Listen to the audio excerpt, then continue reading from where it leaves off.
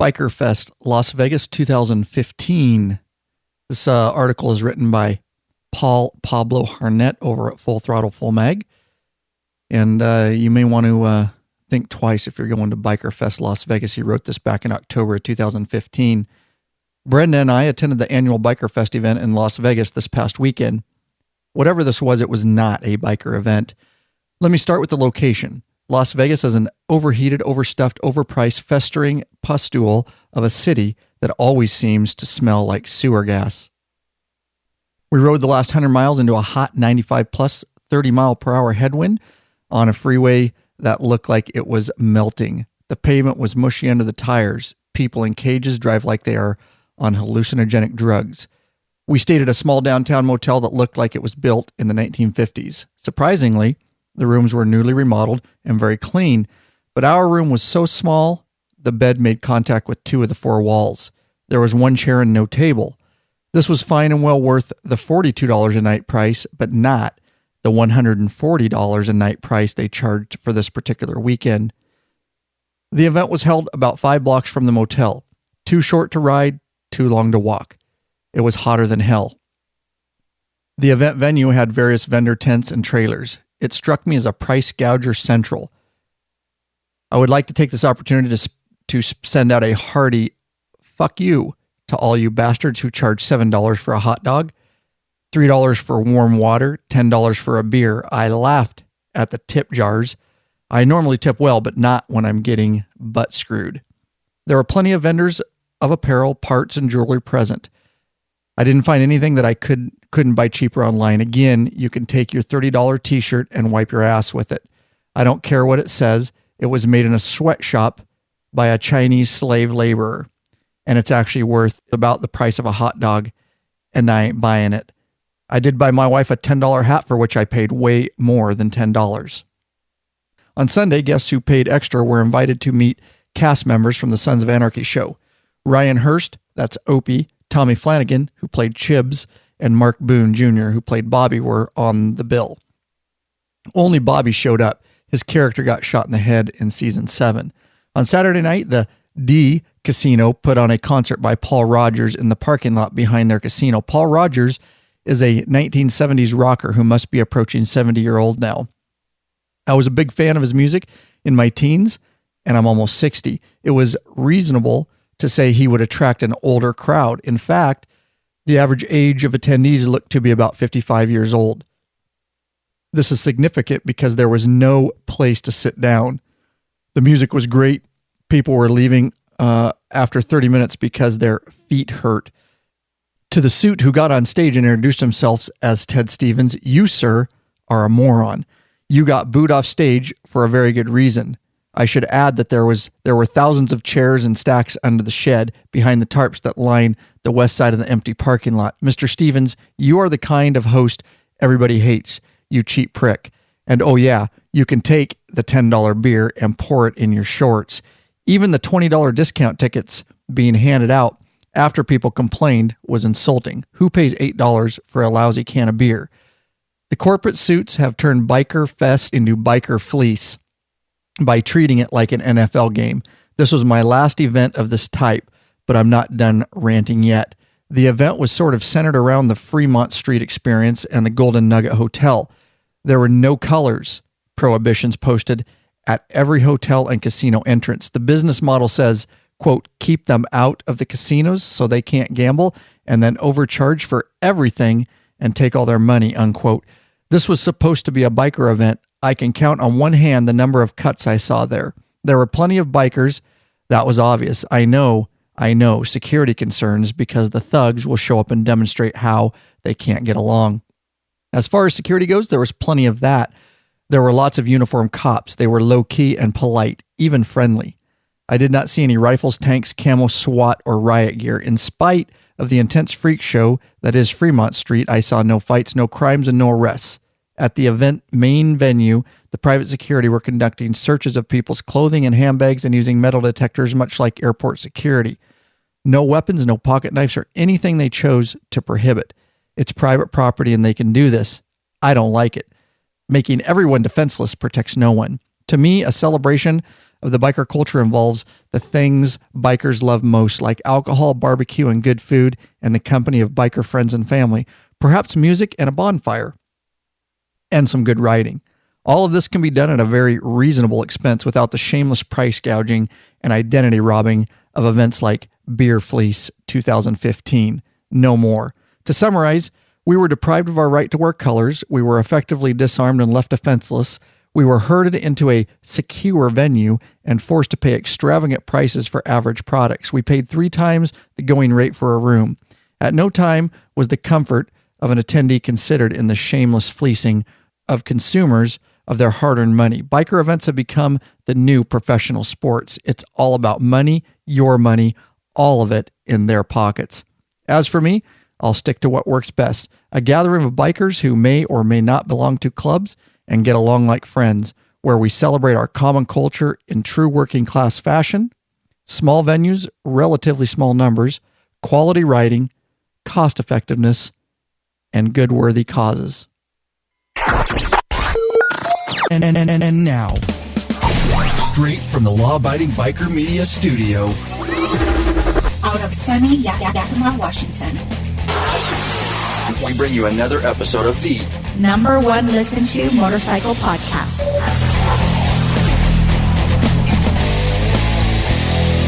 We're in your head. We're in your head. We're in your head. We're in your head.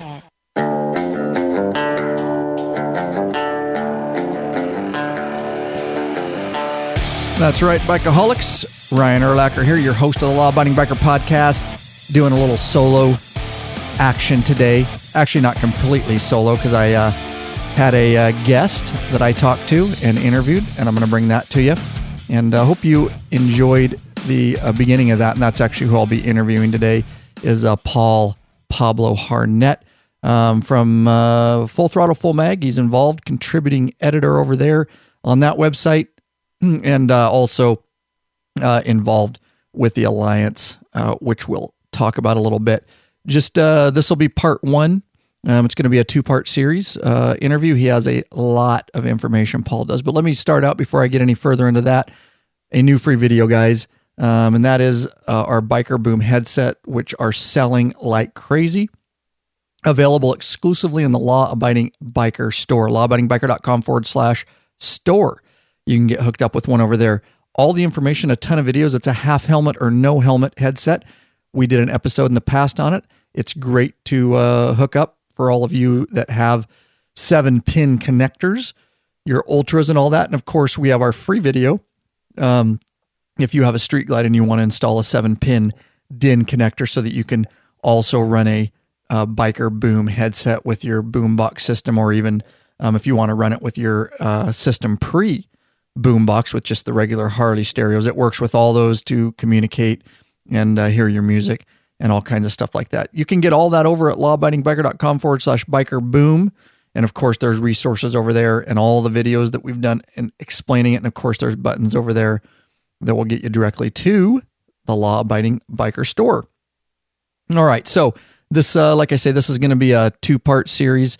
I got old Pablo Harnett on. We actually did it via Skype, this particular interview. We used some different resources depending on what they have on their end, but that's how we did it.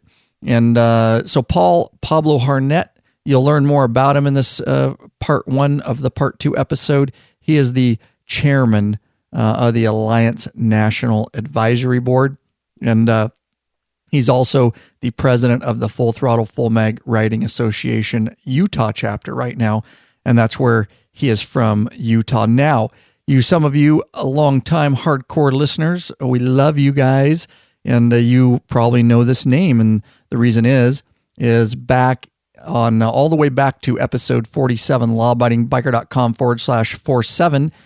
You can get hooked up with that episode, and I interviewed Paul way back then, and it's still a great, very, very evergreen interview. You'll learn a lot from that. Back then, he was with the Mettle Republic Public Safety Motorcycle Club, and I also got into a discussion with him back then when the Alliance was actually newer than it is now. So it hasn't really changed course, and in fact, it's taken on even a new face.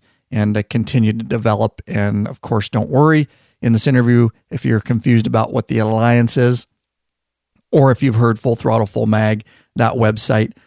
We are friends with them over there, and different entities, of course, but definitely they all have, and the Alliance included, all have the same type of mission to keep the law-abiding biker community on top of things, informed, and most of all, just moving forward because we are huge. Now, you all know that the law-abiding biker community is just absolutely huge. And so, as I say here, we are all part of what I like to call the biker revolution. So with that said, one more resource I want to mention. If you also may have heard of the Alliance before, or Full Throttle Full Mag, I also did an interview, and that was episode 45, lawabidingbiker.com/45.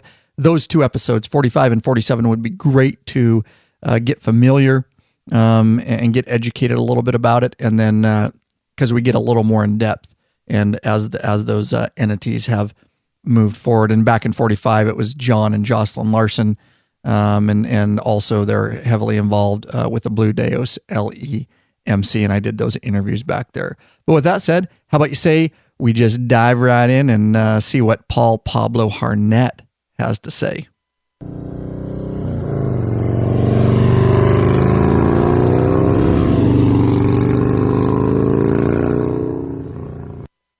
Yeah, I got you good. As long as you sit fairly close to your speaker, I should be able to. It sounds fine. We've done many interviews like this. Of course, the mic is great, but that's the world of tech, Paul. Yeah, yeah, I know. For which I am a dinosaur and never been really qualified. Right. I mean, if my grandkids were here, we'd be good to go. There you go. I agree. They'd be doing it on a mobile device or something, So yeah, awesome. What are you still? I don't remember what you were riding the last time that I talked to you. Are you still riding the same bike or what? I'm a Victory guy. I still got my 07 Kingpin, and I've got a 2012 Hardball. Ah, cool. Two of them, huh? Yeah, and my wife rides a Kawasaki Vulcan, and we're getting ready to upgrade her to something a little bigger.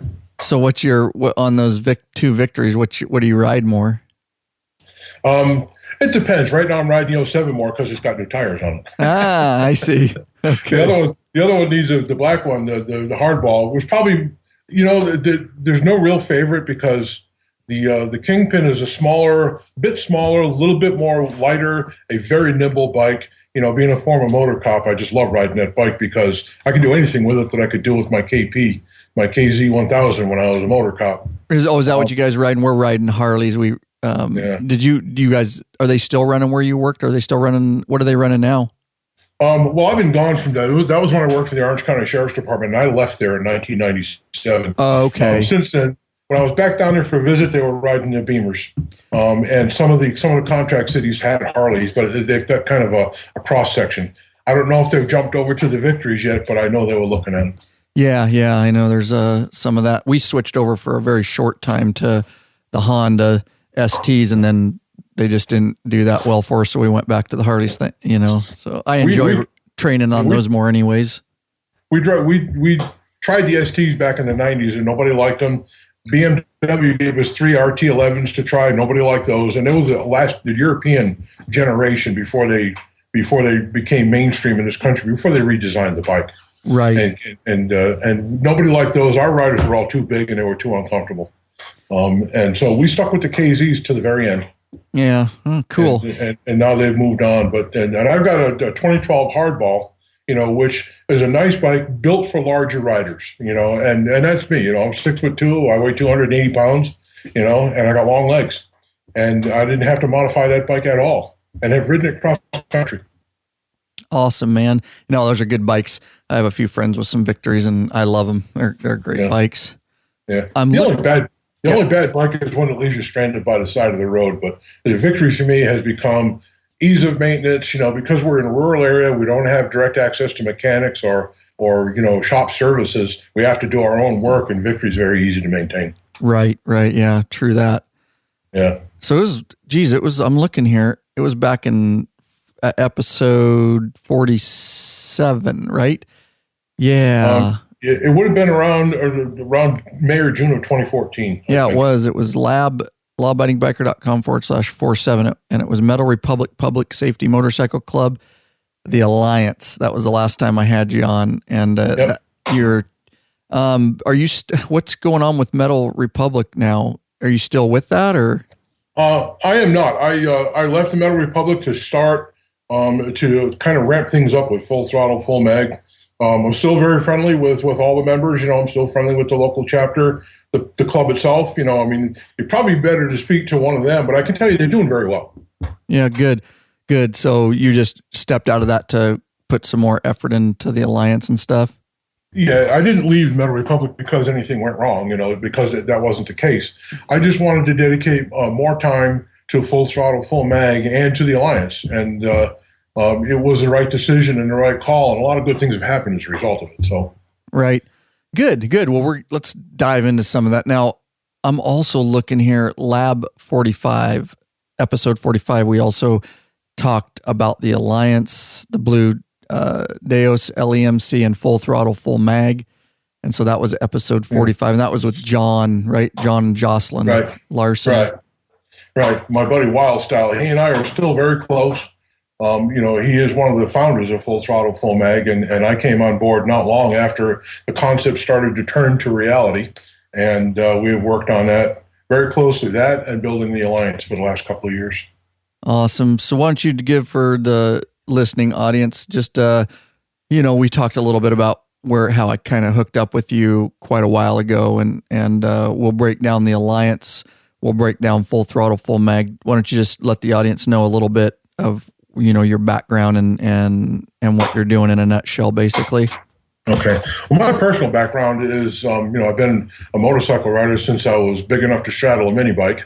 And, I moved into the organized experience probably my first time. I had a relative who was, as it turns out, a 1%er, but was very much into bikes. He would have been like an uncle. He was not a direct relative, but he was like an uncle to me. And, that got me interested in riding and all of that. And I grew up back east in New England in the midst of a lot of the outlaw clubs of the 1960s and 70s. I came to a crossroads in my life where I had to go one way or the other. And I woke up one morning in the police academy, and that pretty much solved it for me. That settled it. Not long after that, I joined the first Los Angeles chapter of the Blue Knights. And I belonged to the Goldwing Road Riders for about 10 years because the Goldwing was my motorcycle of choice all the years I lived in California. And my late wife and I, traveled all over the country on their behalf. The Blue Knights established their chapter, and we joined that. And then shortly after the Rodney King riots, that chapter was disbanded because of legal action by the city of Los Angeles against its members, its officers who were members of the Blue Knights. There was Chief Darrell Gates at the time declared the Blue Knights a gang and tried to bar police officers from belonging to the club. And that basically brought about the demise of that chapter. But since then, new chapters have risen up. When I came to Utah, the closest Blue Knights chapter was in Salt Lake City. And of course, I live 135 miles south of Salt Lake in a very rural part of Utah. And so while I still pay my dues to the Blue Knights and I still have a Blue Knights cut and I go to their Christmas party, I don't see a lot of them unless we meet somewhere in the middle on joint events. But I have tremendous respect for those guys. They've always been very supportive of my membership, even though I'm probably more of a nomad than an actual member. But when Brenda and I went to Florida last year for a couple of months, we hooked up with the Gulf Coast chapter of the Blue Knights, and they treated us like family the whole time we were there. And very cool. And then, of course, we had a chapter of America's Guardians Motorcycle Club started here in, I want to say it was about 2008 or so. In fact, you had my old buddy Jake on just recently from the Immortal Knights. He and I were members of that chapter together. He was actually the president of that chapter when I joined.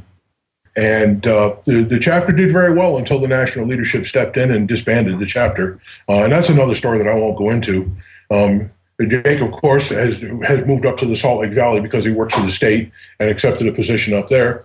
And so he started his club. And again, I was too far away, really, to have any meaningful involvement. But we've remained friends all this time.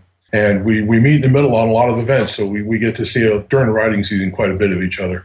And he's done very well. I have to commend him for what he's been able to do with the Immortal Knights. He's kind of elevated his profile by adopting exactly the right causes at the right times. And I think that's great. The Mettle Republic was formed after the America's Guardians chapter here disbanded, and is doing pretty well. The growth has been slow but meaningful, and they're now have taken that philosophy of state sovereignty, where there is no real overarching governance. The state chapters govern themselves, and that idea has really taken hold.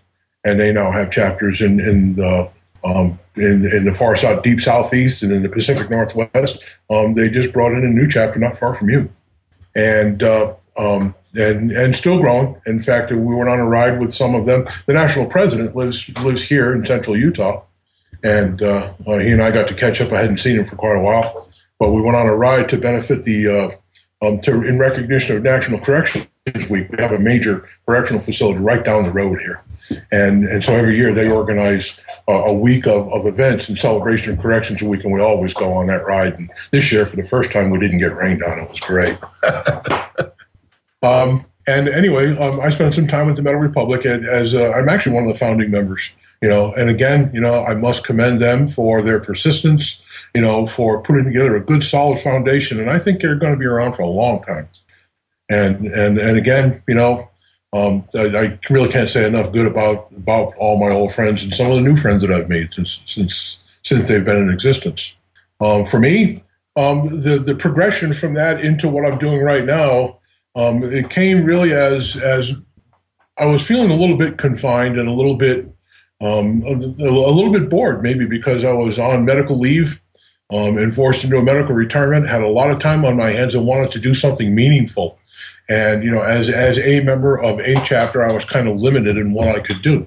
And then, of course, John and I became friends back in 2013, actually, when the Alliance got started.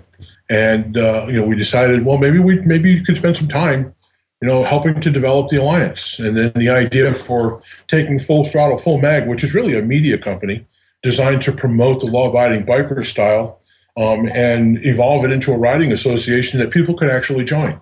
And that's done pretty well. With Full Throttle, Full Mag, the idea was to open the doors to people who wanted to join an organization that existed in support of, one, the law-abiding biker culture, and two, the public safety and law enforcement motorcycle club culture, which, as you know, is growing all the time. Motorcycle clubs, MCs, tend to be exclusive in their membership, and there's nothing wrong with that. But there's a lot of people out there from that 95% of the law-abiding population who ride motorcycles, who want to be on the same side of the fence, in the same corner of the culture that we're in, but don't necessarily qualify for membership in those clubs, leaving them supporter status only. Full Throttle says this is a motorcycle riding association, and you can be that supporter.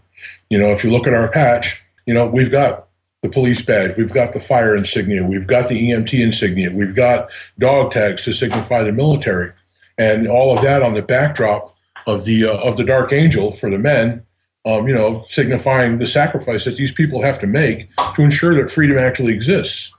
There's people out there that want to ride with us, that want to associate with us, that want to be part of that culture.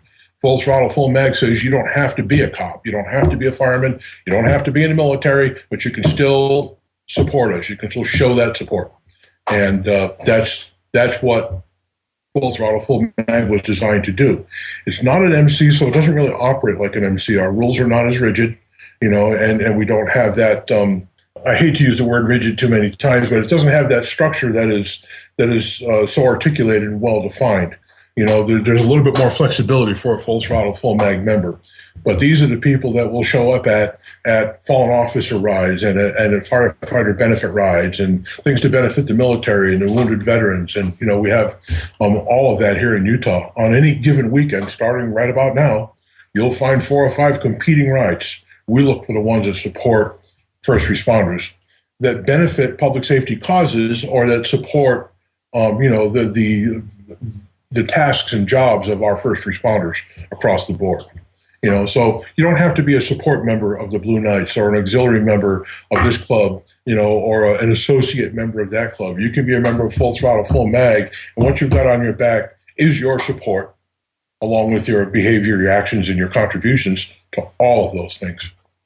So what's your involvement? I want to break Full Throttle down a little bit and separate the alliance a little bit, because I do get questions on it sometime, and it can be rather confusing. People are start trying to figure, what is all this? What's your involvement with Full Throttle? What's your position with Full Throttle, Full Mag? Okay, I'm the president of the Utah chapter of Full Throttle, Full Mag. Okay.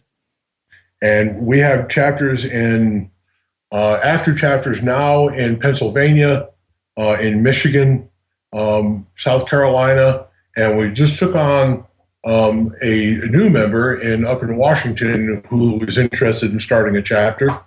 And, the growth has been slow but steady. What we're finding is that people who find their way to Full Throttle, Full Mag are people who have been in and maybe out of the motorcycle club culture for one reason or another. And here, the commitment is to the overall concept, not necessarily dedicated to, what some MC members do with their clubs, which is, it becomes almost the second most and sometimes the most important thing in their lives. That level of commitment is admirable, but it's not for everybody. These people want to exist in support of those people who make the great sacrifices in the motorcycle club culture and show their support that way. And that's what Full Throttle, Full Mag is for. It simply opens the door to people who may otherwise be excluded because of club requirements. Okay. So just to make sure I have it right, so Full Throttle, Full Mag, you're the president of the Utah chapter. Right. Okay. And there's only one chapter in Utah right now? There is, and there will probably only be one. So far, we set it up so that each state operates under the auspices of one umbrella. Okay. And the other states, while we cooperate, collaborate, and communicate with the other states, they are not beholden to us. Each state is set up to be kind of an autonomous association. Okay. So with that said, then if for the people listening, so it sounds like you don't have to be, you can be all walks of life basically for Full Throttle, Full Mag. And again, it's a riding association, not a club.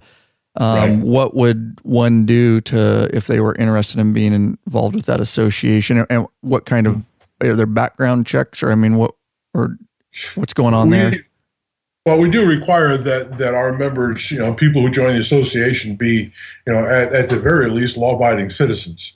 And there's a lot of ways, that we can vet people. We vet them individually, and if a person has any level of existing clearance because of the security requirements of their job, if they have a concealed weapons permit, if they have anything like that tells us that they would be excluded from that by virtue of felony convictions or things like that, then perhaps we should take a pass.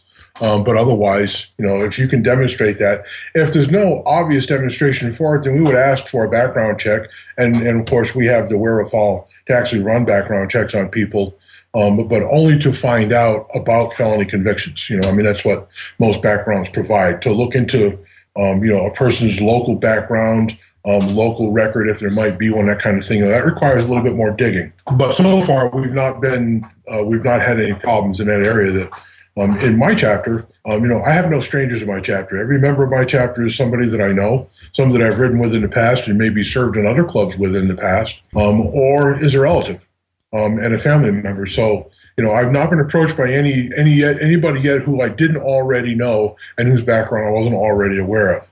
Should that be an issue, of course, we have the wherewithal to at least verify, that they're who they say they are and that they are a law-abiding citizen. And we expect that if you read the Full Throttle, Full Mag bylaws, that is a requirement.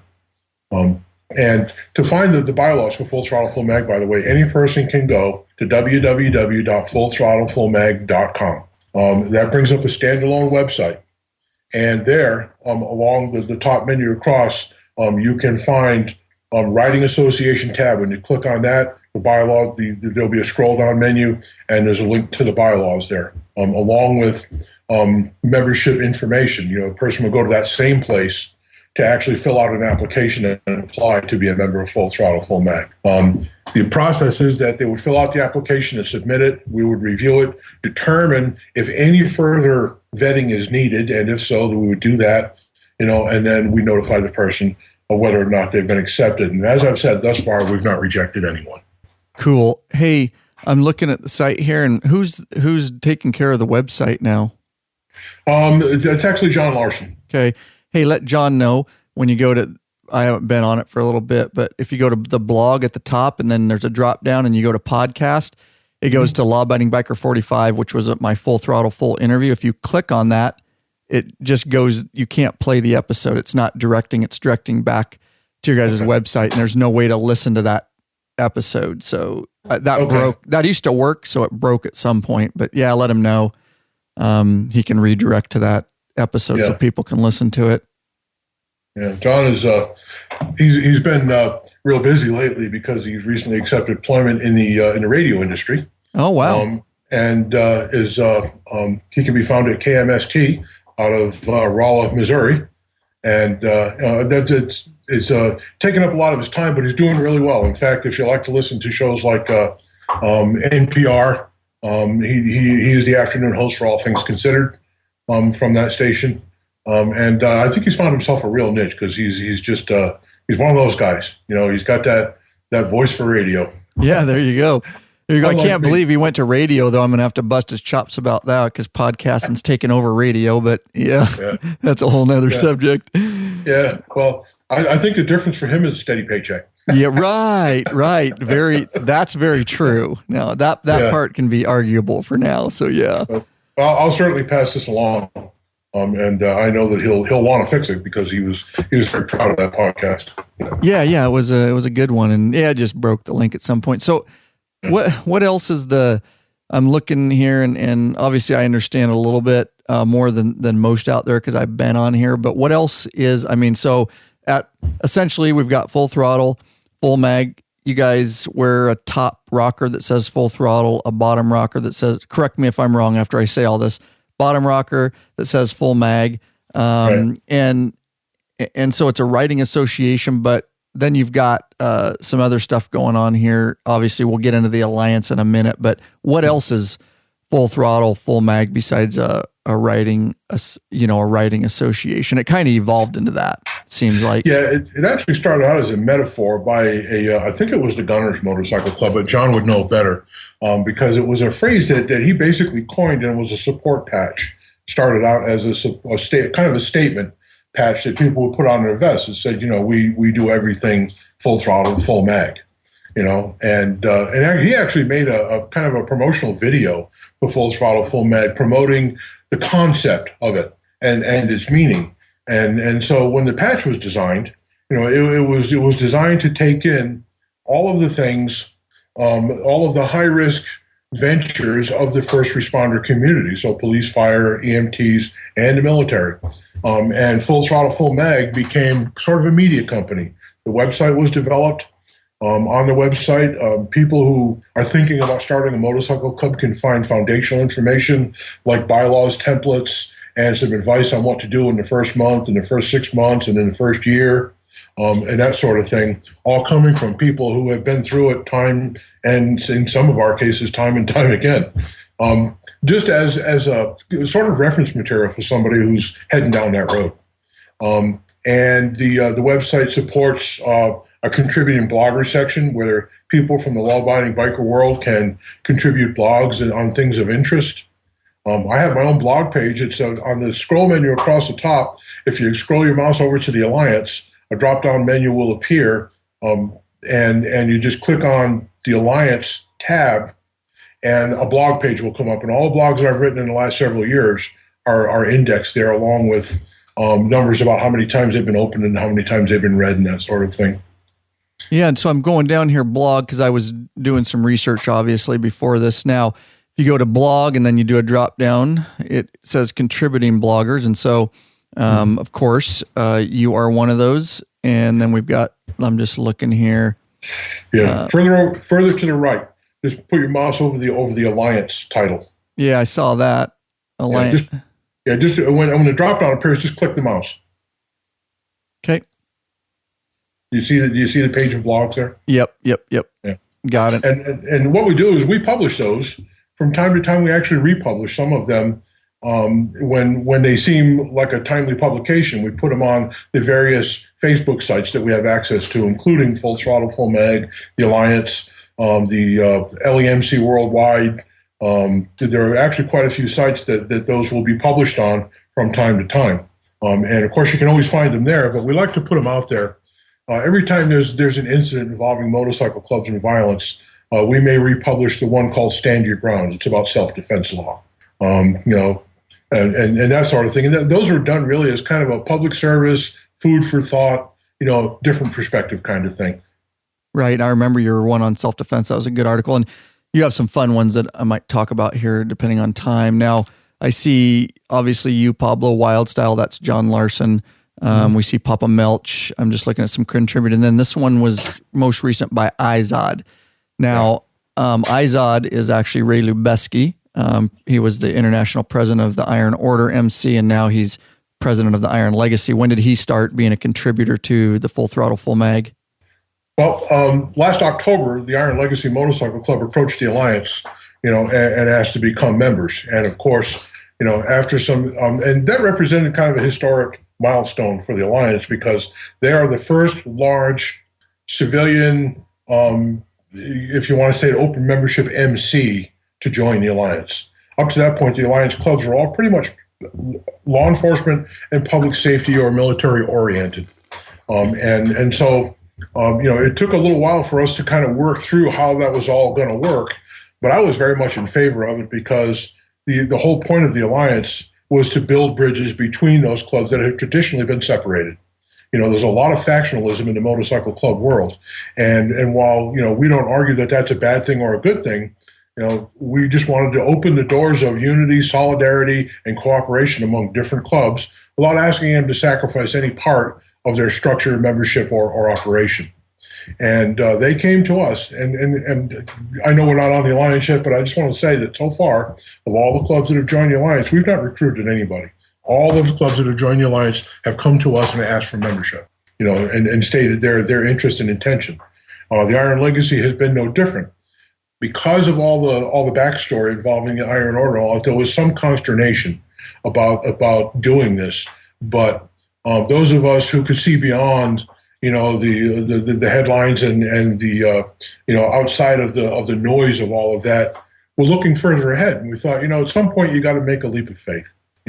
Many hours on the phone with Ray Lubeski, with Craig Cabral, and some of the other leaders of the new leaders of the Iron Legacy, former leaders of the Iron Order, convinced me that these guys are making almost a heroic effort to salvage what they started. Back in the beginning of the Iron Order, law-abiding motorcycle club, socially responsible, socially acceptable, and not on anybody's radar of fear, anxiety, or intimidation. And when the club turned down that road, the leadership left and started the Iron Legacy. I have tremendous respect for these guys and what they've done. And so far, they have been exactly as advertised. They have done everything they said they would do. They have demonstrated that they are exactly the kind of club that the Alliance, is open to. And, so when the decision was made to induct them, Ray was invited, to tell his story. He's a man with tremendous experience. He's experienced things in the biker world that most of us hope we never have to. He's as you've talked to him, that he's cordial, he's articulate, he's calm, and he's pleasant, and he's fun to talk to. And so, when we would get on the phone to settle an issue, answer a question, it would turn into a long conversation. And he was invited to be a blogger, and that invitation, by the way, is open in contributing bloggers to any Alliance member club, any Alliance member person, who has something to say.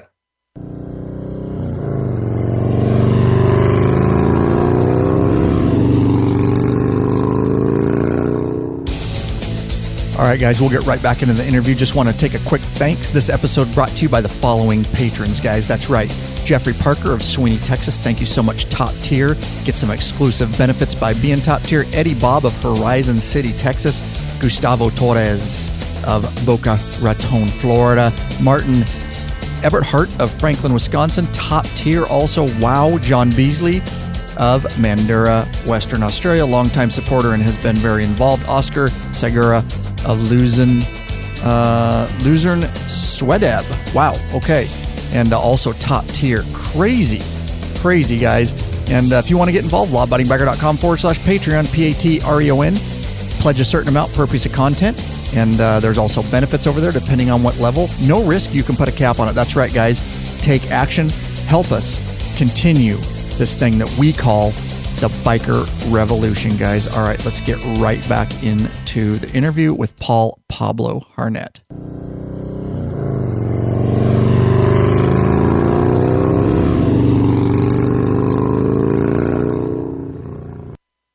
That we accept all blogs, and of course they're reviewed just to make sure that the content is in keeping with what the Alliance is trying to promote, and not anything subversive, controversial, or confrontational. There's a time and place for all of that, but the contributing bloggers is not necessarily where we want to put it. Right. Okay. Cool. Now, how about? I know it's just because it's on the on the forefront right now. How about the Iron Order themselves? Are they members of this or? No, we've never been approached by the Iron Order per se. Like I said, I learned from Ray and from his other national officers that that this was something that they had envisioned long before the Alliance became a reality, but they just were never able to include it in their list of pursuits, as part of their goals and missions. So it didn't happen. But when things started to go south for the Iron Order and for that leadership, they stumbled across some of what we had been putting out there, trying to communicate the message of the Alliance, and they agreed with it. So once their new club got up and running, one of their first discussions as a national board was we need to contact these guys at the Alliance, and explore that relationship. We missed this opportunity once, let's not miss it again. And that's how it came about. And for speaking for myself, I'm very proud that we've been able to make that step and start building a bridge that never really existed before. Right. That's a good transition a little bit into the Alliance here, with a lot of the stuff going on. And I do want to ask you about some of that in a moment. Put you on the spot, not too bad. But why don't you just go into so we got Full Throttle Mag pretty much covered what it's about.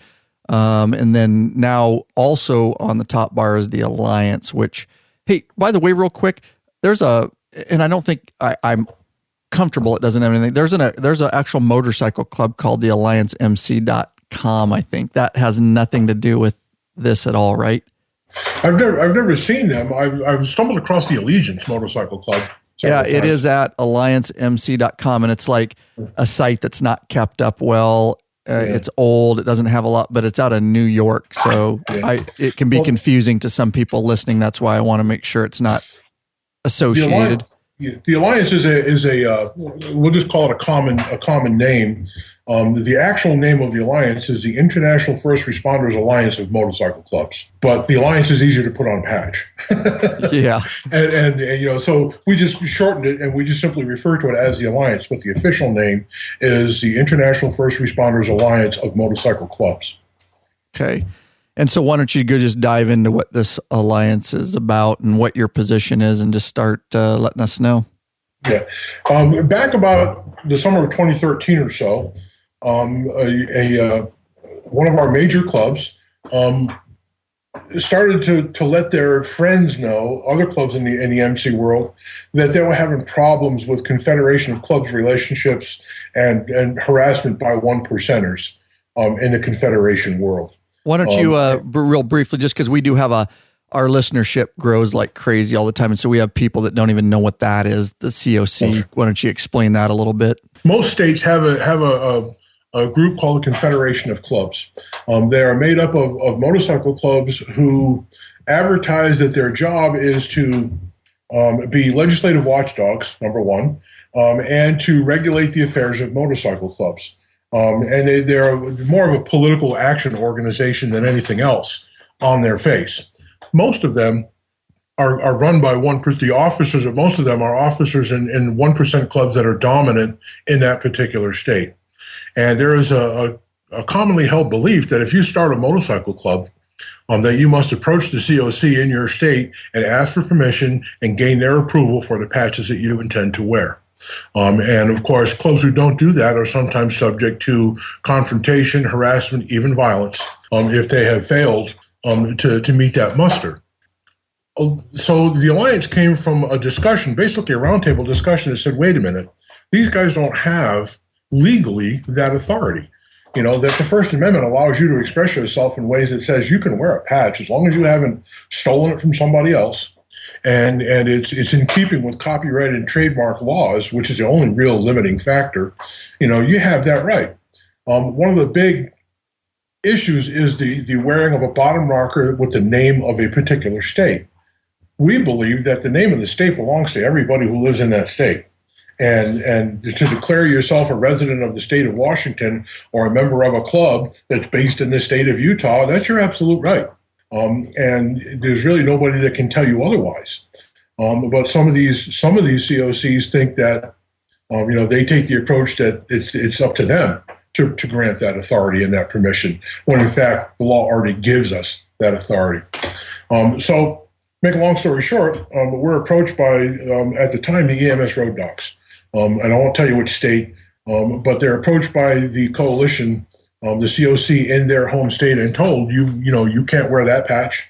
You must restrict yourself to a one-piece patch. You cannot display the state name on your patch. And they complied with all that and still got harassed. And when they went back to that COC and said, we've done what you asked us to do, and we're still being harassed, they were basically told, man up, you're on your own. And that led to the discussion, them to reaching out to other motorcycle clubs, law enforcement clubs, basically, and saying, can they do this? And the process of discussion, what came out of that was, first of all, legally, no, they can't. And secondly, how do we, even though they may not have the legal authority, because they're willing to do what they're willing to do to take away our rights, they do have the power. And that's the difference between authority and power. And while the Alliance is not going to war with anyone, we simply created the Alliance to say to these law-abiding motorcycle clubs, you're not alone out there. These are the rules, and the rules are that the law gives you permission to do what you're doing. And the best thing you can do is align yourself with like-minded, law-abiding motorcycle clubs, and stand together. The more of us that stand together and basically say to the world and anybody who's listening, we know what our rights are. We won't have those rights taken away. We can gain strength by that. Because we've drawn a line, there may be times when we have to actually stand on that line. And so far, it's worked out pretty well. That the Alliance clubs have not experienced any violence that we know of. None has been reported. We have a very good network of communication with these clubs that have come into the Alliance. One of the things that we do is share information. And so, I also know that the 1% world now knows who we are, and has watched us slowly but surely increase our presence using social media, using all the media outlets at our disposal. That Alliance patch is now starting to appear on a wide diversity of clubs who wear, they wear their own insignias, their own vests, their own identifiers. But when you look on the front of that vest and you see that Alliance patch, then there's a pretty good chance, that you're going to start to see that in a lot of places. Over here on the wall, you can't see it from where you are, but I have a map of the United States. And I have stars near each major city where there is an Alliance club or an Alliance chapter of an Alliance club. And I've got stars in 31 states here and growing. That's awesome. Hey, so that's where the confusion starts just a little bit for some. So the Alliance is a organization Yes. to promote communications amongst law-abiding biker clubs, which are the 99%. We are the people out there that you see on the road every day. And you say that and then in the same sentence that it's a club, and it seems like it kind of or maybe it's a writing association, I should say, not a club. Yeah. Expand on that a little bit for me, Paul. The Alliance is actually a network of law-abiding motorcycle clubs who have simply said, we don't see the need and don't see that we have any obligation to be ruled by confederation of club type rules. The Alliance is not a governing body. The Alliance is a cooperative body. We work together. We don't tell each other what to do. My position with the Alliance is that when the Alliance was first set up and the first set of bylaws was adopted, it was at a conference in June of 2014 in Oklahoma City. At that time, there were only 6 clubs at the table and a handful of people, and most of the people involved were at that conference. From that, a board of directors, an advisory board, not a board of directors, but an advisory board was chosen of 5 people. And among those 5 people, I was asked to chair the board because I was the person that basically wrote the bylaws and tried to kind of pull it all together, so that we would have some direction, a foundation and a road down which to proceed. And so I was named the chairman of that advisory board. Last year, at our conference in Tennessee, I was prepared to step down and let someone else take up that gavel. I was asked to remain where I was. And that was a pretty much a unanimous decision by all those present. So I did that. The way that the Alliance will survive is by having a permanently installed advisory board whose positions can be rotational. In other words, we know we're going to have vacancies. We're going to have to fill those. We considered the idea of having elections to fill those, but elections among 50 motorcycle clubs spread out all over the United States with different agendas, we just didn't see how we could make it fair. And we put ourselves at risk, to a hostile takeover by a club with a lot of members. And so instead, the way the advisory board will survive is that the people that are now in place will remain in place permanently until they decide to step down.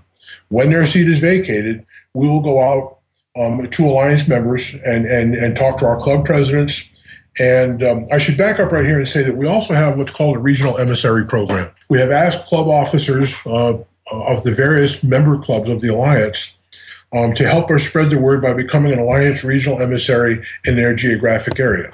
And they do 2 things for us. One, they reach out and establish and maintain positive relations with the like-minded law-abiding clubs in their immediate geographic sphere of influence, the clubs that they have regular contact with. The second thing is when we need policy issues to be addressed within the Alliance, this is the board of people that we go to. It's not just the 5 people on the advisory board, but the regional emissaries, a group of which is growing. We don't really have a finite number on how many of those we can have. At the moment, we probably have 6. We consult them as well anytime we're going to make changes to the bylaws or address situations which are not already covered because we're relatively new. The learning curve is still out there and we're still on it.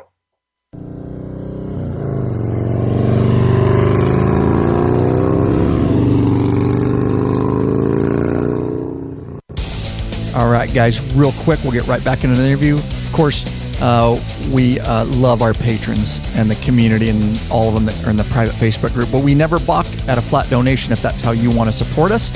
Just want to thank Jeffrey Woithall of Kansas City, Missouri, Dan Wilson of Martin, Tennessee, substantial donation, Cabinet Doors and More of Chippewa Falls, Wisconsin, Ian Anderson of Calgary, Alberta, Canada, Max Queenan of Spring, Texas, Ron Pedek of Wellington, Florida. That's right, lawabidingbiker.com/donate. They took action. Do it right now, guys. They put a little fuel in the Law Abiding Biker gas tank so we can make sure this show keeps heading on down the road for you guys. All right, let's get back into our interview with Pablo, huh? What do you say?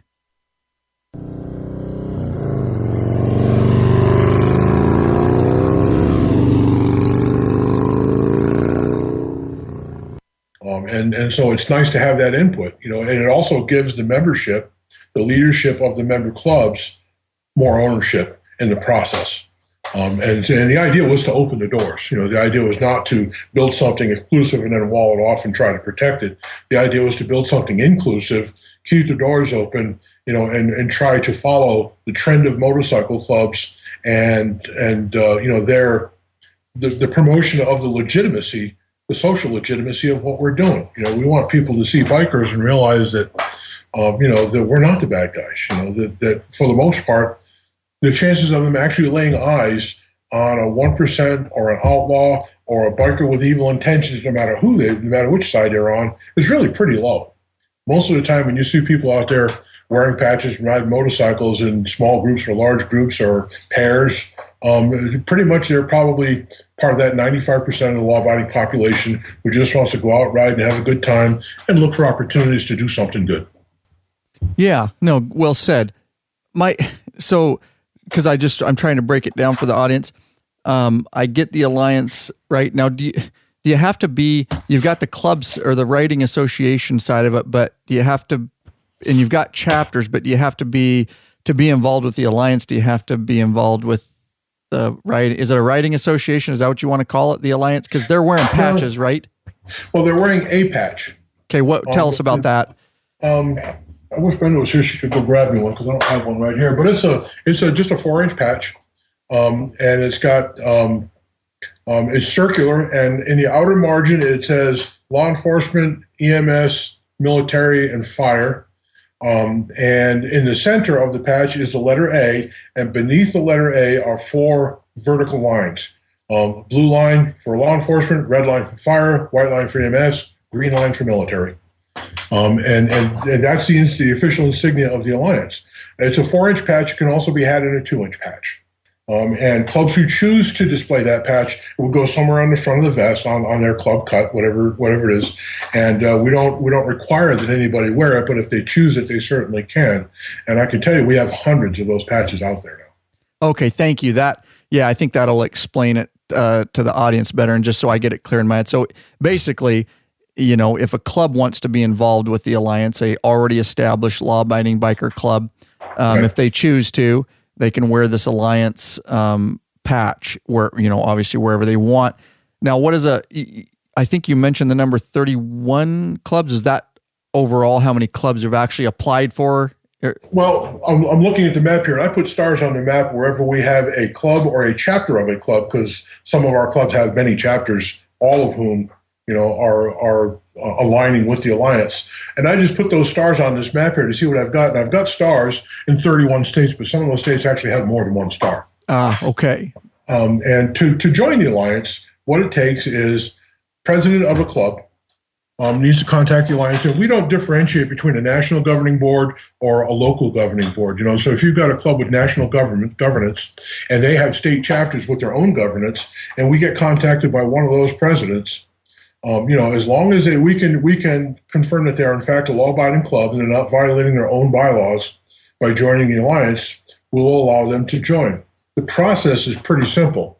Go to the Full Throttle Full Mag page that you've been looking at, and go over to the Alliance, and in the drop-down tab you'll see a header called MOU, and you click on that. That's a memorandum of understanding.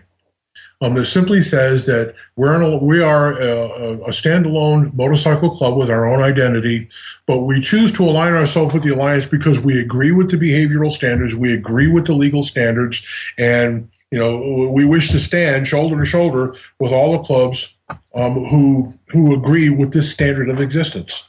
And all it really says is that you must agree to comply with the very simple code of conduct found in the Alliance bylaws, and it's less than a page long.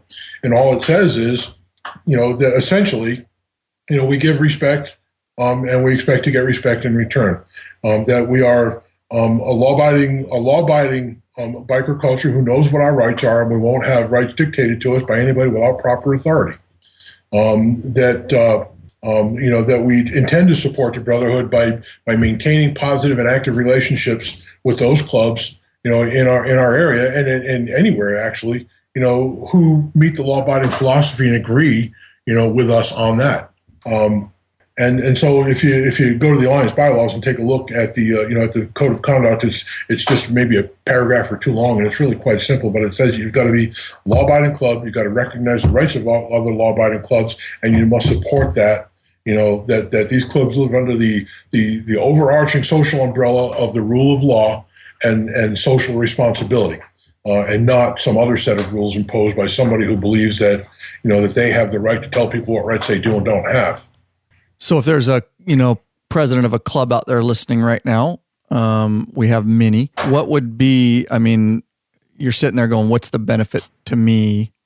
What kind of work does this involve?" And we got a club, we got it established. What is it going to do for them? Hey, we go through and get an Alliance patch out of my box in the drawer. Brendan's going to bring us an Alliance pad so I can show it to you. Cool, yeah. And it's on I think it's on your Facebook page too. It might be, yeah. Yeah, it is. I'm looking at it. So if you guys want to, all the links will be in the show notes, guys, lawabidingbiker.com/ and whatever episode number this is. And I'll have links to Full Throttle, Full Mag. I'll have links to the Alliance. Now, so a president sitting out there right now of a club, Paul, what's in it for them? Why should they want to join this? Well, if you're president of a law-abiding club and you want what we all want, which is, the proper recognition of a law-abiding, socially responsible group simply doing what they love to do, in a place where, we have hard-won freedom that we can do that. Joining the Alliance makes you part of a very large network. It gives you access to people that you probably didn't know existed. It gives you access and introduction to clubs across the United States. And along with that, an intelligence sharing network, that allows them to talk to people that they maybe didn't know and get information and solve issues that may be facing them. When the solutions are out there, you just need to know. And that's what the networking is all about. We all share one goal, and that is that we don't want to be viewed as outlaws. We want people to know that we're just like them. We have jobs, we have mortgages, we pay taxes, we've got children, we got problems, just like they've got. And we also have an interest in doing what we do, which is the freedom to ride, enjoy each other's company, and at the same time, use that collective strength of the people and the clubs and anybody who's involved. Rather than one person trying to change the world, everybody contributes a little bit to make a social change that can benefit somebody who needs it. And at the same time, what we're doing is we are elevating the profile of the law-abiding biker culture, and we're doing it together. That's awesome, and that's why we all, it's obviously the Alliance, Law-Abiding Biker Podcast and Media, Full Throttle, Full Mag. We all are on the same page, and we're all promoting the same kind of stuff, and so that's kind of how we've hooked up over time. And it's really, like you said, it's earlier, that it's a growth.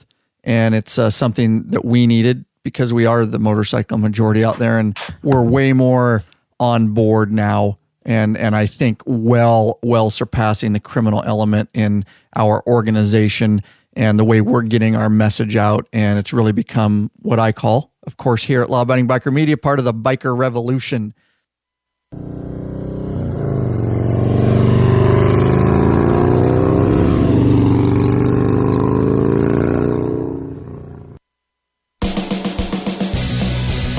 Oh, yeah, there you have it, guys. That was just part one. Don't worry, that was part one of the interview with Pablo Harnett. Don't worry, next episode, look forward to it, guys. And we'll finish up because we're not done. And Paul is, as you can see, is really a thought leader in the law-abiding biker community and just doing some great stuff. And like I say, I told you guys earlier, contributing editor over there. And that's what we need in the law-abiding biker community, is just thought leaders. And of course, we have the platform here, the Law-Abiding Biker Podcast and Media. We've built the platform. And of course, we want lots of friends up on the platform. We don't necessarily want to just stand there alone. And so we've got the technology, we've got the ears worldwide, #1 listened to motorcycle podcast. And we certainly want to share that and bring on thought leaders like Pablo there. So there you go. Look forward to episode 2, guys. Call to action today. Do not forget, it's hardcore biking season, guys. Bikeaholics, I hope you're out there riding. Well, you definitely need to get hooked up with one of our biker grippers, guys. Selling like crazy, and we just have nothing but positive feedback. That has been such a staple product for Law-Abiding Biker Podcast and Media. Get the biker gripper, guys, because it is the sexiest, sleekest, strongest cell phone and GPS motorcycle mount on the market. Use it to mount anything you want. That's right, cell phone, GPS devices, radar detectors, EFI tuners, toll transponders, oh yeah, and so much more. Tried and tested right here by the Law-Abiding Biker crew. We believed in it so much, well, at some point, that's right, we stamped our very own logo on it. That's how much we liked it. Available exclusively in the Law-Abiding Biker store. Choose from several different models. You can get all black, chrome and black, control mount, handlebar mount, wheel. Make sure we have one that fits for you. Metric or Harley, have no fear. We got you covered. lawabidingbiker.com/store. And check out those biker grippers. We have GoPro mounts too. Those are badass. Having a lot of fun with the different angles there, as I know some of you out there are too. Don't forget, Lab Podcast hotline number, 509-731-3548, and a voicemail from anywhere in the world, or contact us at lawabidingbiker.com/contact. All right, guys, peace out. Keep the rubber side down, shiny side up. We'll catch you in part 2 of this interview with Pablo.